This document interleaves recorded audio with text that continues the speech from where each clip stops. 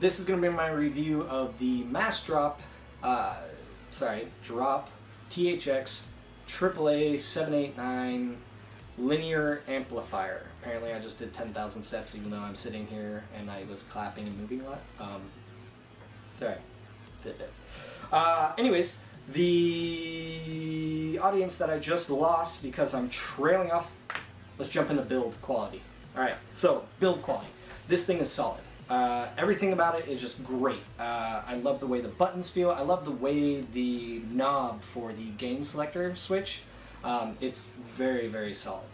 Well designed. The the volume knob.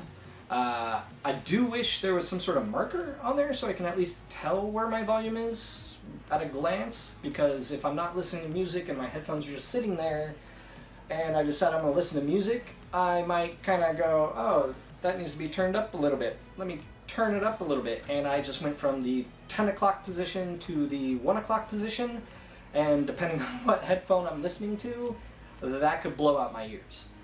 So like on the T60RPs, yeah, 1 o'clock position's fine. On the HD 650s, it's about 11 o'clock position's fine. I can go up to 12 if it's a really good song that I like and I want to hear more detail out of it, or I just want to thump it. I can go thump it with the 650s. You know what I mean. So let's go over the inputs on the back of this thing. So you're going to have the single-ended analog input. Then immediately next to that is a single-ended analog output.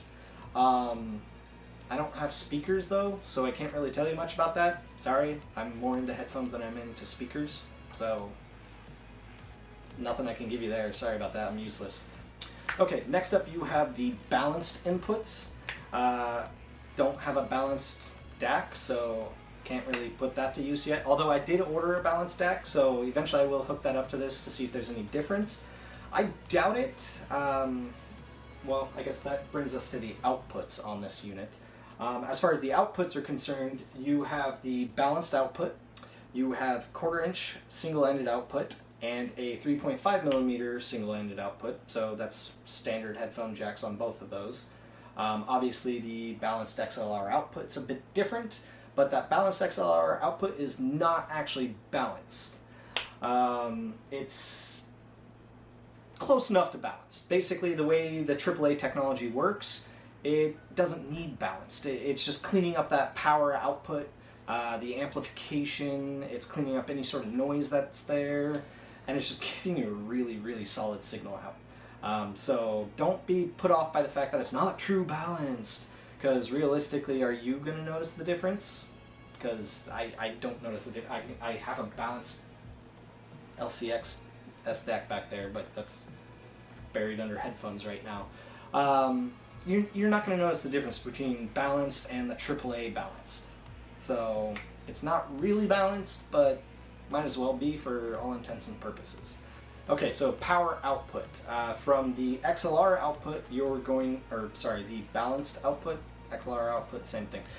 You're going to get 400 milliwatts of power at 600 ohms, whereas on the single-ended outputs, you're only getting 100 milliwatts at 600 ohms. I don't have an XLR plug for my T60RPs, so on the single-ended side, I'm at about the 1 o'clock position, whereas with the HD 650s in the XLR, I'm at about the 11 o'clock position for normal listening. If you want to turn it up a little bit more, the XLR output on the 650s, 2 o'clock would blow out my drums, my eardrums, whereas on the T60RPs, well, let's find out real quick.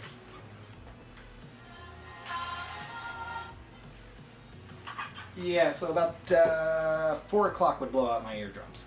I only went about 3 o'clock there, but 4 o'clock would blow out my eardrums.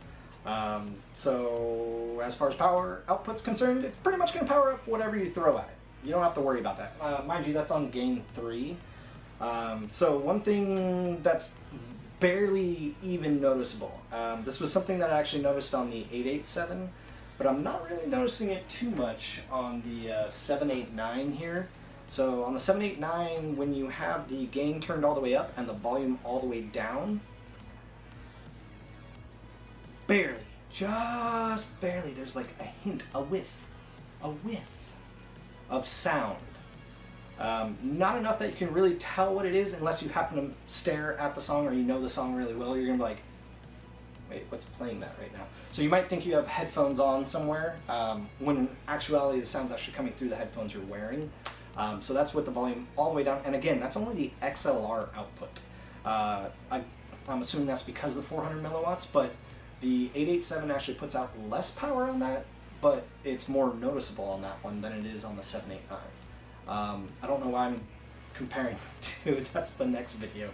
I was also going to do this video in a different way, but I forgot what way I was going to do it. I think I was going to be all weird and zany and stuff, but I noticed once the camera's in front of me, I kind of freeze up. Maybe over time I'll get used to this and I'll be a little bit more comfortable around the camera, but for now, not so much.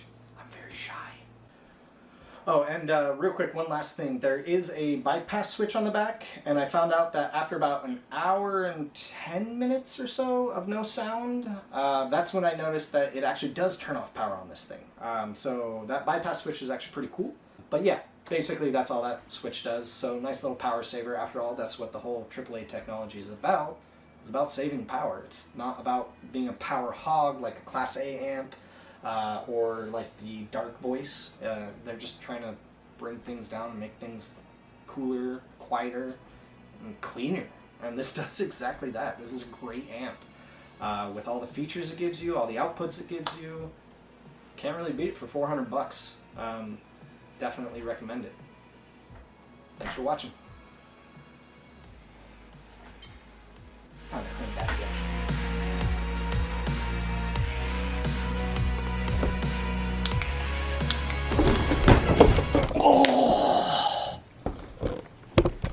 Oh, Jesus Christ.